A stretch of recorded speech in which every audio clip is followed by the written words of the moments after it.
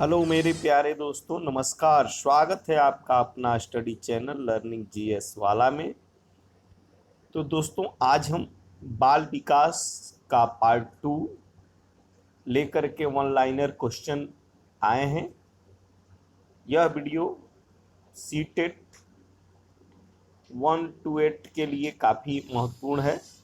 तो चलिए बिना समय गंवाए शुरू करते हैं वीडियो को। तो वीडियो में आगे बढ़ने से पहले आपसे निवेदन होगा कि आप चैनल पर नए हो तो चैनल को सब्सक्राइब कर लें और बेल आइकन को दबा दें ताकि लेटेस्ट नोटिफिकेशन आपको मिलता रहे। तो प्रश्न पहला है, प्रश्न पहला एक पर चलते हैं। बुद्धि का संज्ञानात्मक सिद्धांत किसने दिया? बुद्धि का संज्ञानात्मक सिद्धांत किसने दिया? तो जीन पियाजे ने। यहां से जीन पियाजे से 2 से 3 प्रश्न आपको देखने को मिल जाते हैं।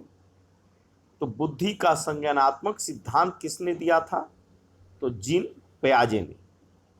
चलिए प्रश्न 2 पर चलते हैं। बुद्धि का संवेगात्मक विकास का सिद्धांत किसने दिया? बुद्धि का संवेगात्मक विकास का सिद्धांत किसने दिया? गोलमैन ने। किसने? गोलमैन ने। बुद्धि का संरचना सिद्धांत किसने दिया? अब ये बुद्धि का ये अलग अलग सिद्धांत है। बुद्धि का संज्ञानात्मक सिद्धांत, बुद्धि का संवेगात्मक सिद्धांत। तो संज्ञानात्मक जीन पियाजे, संवेगात्मक गोलमैन और संरचना सिद्धांत, बुद्धि का संरचना सिद्धांत जो है आई जेंक ने दिया। बुद्धि का संरचना सिद्धांत किसने दिया? आई जेंक ने। अब प्रश्न 4 पे चलते हैं। किशोर की सबसे नाजुक एवं संवेदनशील समस्या क्या होती है? जो किशोर होते हैं, बालक, उनकी सबसे नाजुक और संवेदनशील समस्या क्या होती है? तो यौन संबंधी समस्या। यौन संबंधी समस्या उनकी सबसे नाजुक एवं संवेदनशील होती है। मानव विकास की किस अवस्था के बाद व्यक्ति परिपक्व हो जाता है? किस अवस्था के बाद व्यक्ति परिपक्व हो जाता है? तो वह किशोरावस्था के बाद। कब हो जाता है परिपक्व? किशोरावस्था के बाद। प्रश्न 6 पे चलते हैं।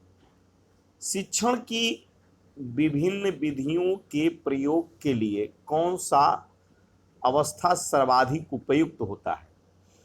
शिक्षण के विभिन्न विधियों का प्रयोग जब जो किया जाता है वह किस अवस्था में सर्वाधिक उपयुक्त होता है ताकि बालक उसमें अधिक से अधिक सीखता है? हर प्रकार से विभिन्न प्रयोग के विभिन्न विधियों के माध्यम से वो सीखता है, देख करके, सुन करके, हर प्रकार से। तो वह होता है बाल्य अवस्था। वह होता है बाल्य अवस्था। मैं कौन हूं, मैं क्या हूं, मैं कौन हूं और मैं क्या हूं आदि जिस प्रबल भावनाएं बालक के विकास की किस अवस्था की सूचक होती है? तो इस तरह की जो भावनाएं बालक के अंदर आती है कि मैं कौन हूं, मैं क्या हूं, वह अवस्था होती है किशोरावस्था। वह क्या होती है? किशोरावस्था। विकास कभी न समाप्त होने वाली प्रक्रिया है। विकास कभी न समाप्त, विकास का काम कभी नहीं समाप्त होता है। यह निरंतर चलने वाली प्रक्रिया है। यह विचार किस सिद्धांत से संबंधित है? तो यह निरंतरता का सिद्धांत। यानी व्यक्ति में जो विकास की बात होती है वह कभी न समाप्त होने वाली प्रक्रिया होती है सीखने की। तो यह विचार किस सिद्धांत से संबंधित है? तो यह निरंतरता का सिद्धांत से संबंधित है। शिक्षा मनोविज्ञान एक विज्ञान है। शिक्षा जो है मनोविज्ञान, शिक्षा मनोविज्ञान एक विज्ञान है मानव व्यवहार का। किसका है? मानव व्यवहार का। विकास प्राणी में, प्रश्न 10 है, विकास प्राणी में प्रगतिशील परिवर्तन है जो निश्चित लक्ष्यों की ओर निरंतर निर्देशित होता रहता है। यह कथन किसका है? विकास जो है, विकास प्राणी में प्रगतिशील परिवर्तन है जो निश्चित लक्ष्यों की ओर निरंतर निर्देशित होता रहता है। यह कथन किसका है? तो ड्राइवर का। किसका है? ड्राइवर का। सीखने का सिद्धांत किसने दिया? जो सीखने की बात होती है, सीखो लोग कहते हैं सीखने की बात, और सीखने का सिद्धांत किसने दिया था? तो थार्नडाइक ने दिया था।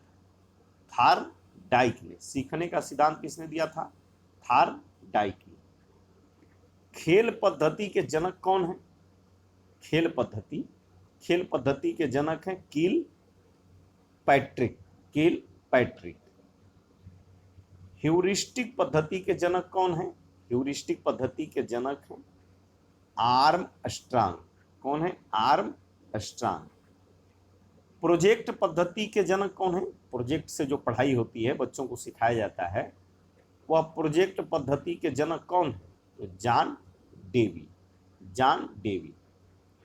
अस्थाई मानव दांत कितने होते हैं? जो मनुष्य होते हैं तो कितने दांत जो है उसके अस्थाई होते हैं, माने वो उनको टूटना ही टूटना है।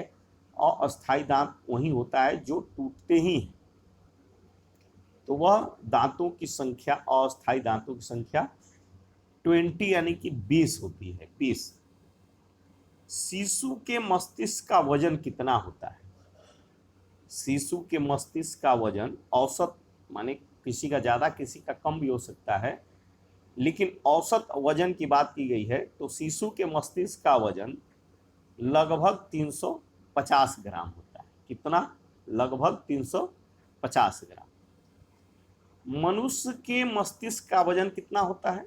लगभग, किसी का ज्यादा किसी का कम हो सकता है, औसत लगभग। तो मनुष्य के मस्तिष्क का वजन लगभग 1400 ग्राम होता है। 1400 ग्राम होता है। जीन पियाजे ने जिनेवा में किसकी स्थापना की? तो जीन पियाजे ने जेनेवा में लेबोरेटरी स्कूल की स्थापना की, जिसमें उन्होंने मनोविज्ञान के कई प्रयोग किए थे। लेबोरेटरी जो है लेबोरेटरी स्कूल जिनेवा में उन्होंने स्थापना किया था, जिसमें उन्होंने मनोविज्ञान के कई प्रयोग किए थे। जीन पियाजे के द्वारा रचित पुस्तक का नाम क्या है? The language and thought of the child. क्या नाम है उस पुस्तक का? तो the language and thought of the child. Jean पियाजे ने संज्ञानात्मक विकास को ध्यान में रखते हुए बालक की कितनी अवस्था बतलाई है? संज्ञानात्मक सिद्धांत किसने दिया है? जीन पियाजे ने। तो संज्ञानात्मक विकास को ध्यान में रखते हुए बालक की कितनी अवस्था बताई है? तो जीन पियाजे ने संज्ञानात्मक विकास को ध्यान में रखते हुए बालक की 4 अवस्था बताई है। कितनी? 4 अवस्था। कौन कौन? संवेदी ज्ञात्यात्मक अवस्था। कौन सी 4 अवस्था में? पहला संवेदी गत्यात्मक व्यवस्था। संवेदी गत्यात्मक अवस्था, यह जो होता है जन्म से 2 वर्ष तक होता है। तो इस तरह से भी प्रश्न पूछ सकता है, जन्म से 2 वर्ष तक बालक की कौन सी अवस्था होती है? तो संवेदी गत्यात्मक अवस्था। पूर्व संक्रियात्मक अवस्था दूसरा, बालक की 4 अवस्था में दूसरा पूर्व संक्रियात्मक अवस्था, यह 2 से 7 वर्ष तक होती है। कितना? 2 से 7 वर्ष। तो ये भी ध्यान रखिएगा, 2 से 7 वर्ष, जन्म से 2 वर्ष, संवेदी के बाद पूर्व संक्रियात्मक, फिर ठोस मूर्त, ठोस कहिए या मूर्त कहिए, संक्रियात्मक अवस्था, यह जो होता है 7 से 11 वर्ष तक होता है। तीसरा ठोस संक्रियात्मक अवस्था कहिए या मूर्त संक्रियात्मक अवस्था।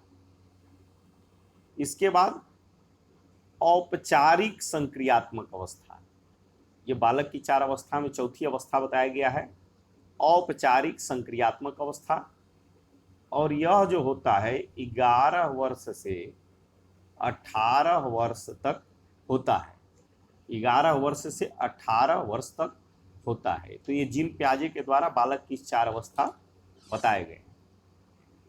बच्चों में बौद्धिक विकास की 4 विशिष्ट अवस्थाओं की पहचान की गई। तो 4 विशिष्ट अवस्था जो अभी आप देखें, यह जीन पियाजे के द्वारा की गई है, जीन पियाजे के द्वारा। विकास कभी न समाप्त होने वाली प्रक्रिया है। यह विचार किससे संबंधित है? अभी पहले भी बता चुके हैं, निरंतरता का यह सिद्धांत होता है, निरंतरता का यह सिद्धांत होता है। प्राथमिक स्तर पर एक शिक्षक में निम्न में से किसे सबसे महत्वपूर्ण विशेषता मानना चाहिए? तो एक शिक्षक में सबसे यदि पहला और सबसे विशेष और सबसे अच्छा यदि कोई गुण होना चाहिए तो धैर्य और दृढ़ता का होना चाहिए। एक शिक्षक में क्या होना चाहिए? धैर्य और दृढ़ता। यह शिक्षक का मूल विशेष गुण होना चाहिए। चलिए,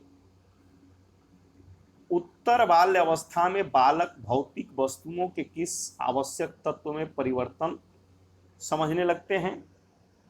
जब बाल्य अवस्था की उत्तर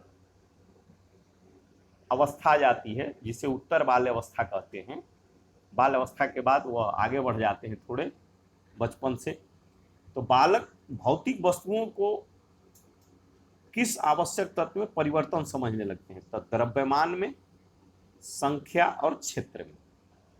उत्तर बाल्य अवस्था में किस में परिवर्तन समझने लगते हैं? तो द्रव्यमान, संख्या और क्षेत्र में। अब आज के सेशन का हमारा लास्ट प्रश्न है, दूसरे वर्ष में अंत तक शिशु का शब्द भंडार होता है। दूसरे वर्ष में अंत तक शिशु का शब्द भंडार कितना होता है? 100 शब्द का। वह 100 शब्द पहले वर्ष के बाद जब दूसरा वर्ष में वे कितने शब्द भंडार को सीख लेता है? तो 100 शब्दों को सीखता है। तो यह काफी इंपॉर्टेंट प्रश्नों का संग्रह बनाया गया है दोस्तों, जो आपके एग्जाम में 100% प्रश्न यहाँ से देखने को मिलेंगे। तो फिर एक बार से निवेदन है कि चैनल को सब्सक्राइब कर बेल आइकन को दबा दें ताकि लेटेस्ट नोटिफिकेशन मिलता रहे, और लाइक करें दोस्तों, ताकि जो है समझ में आए कि वीडियो की क्वालिटी जो है आप लोगों को और कैसी चाहिए। कमेंट करें। Thanks for watching my video दोस्तों।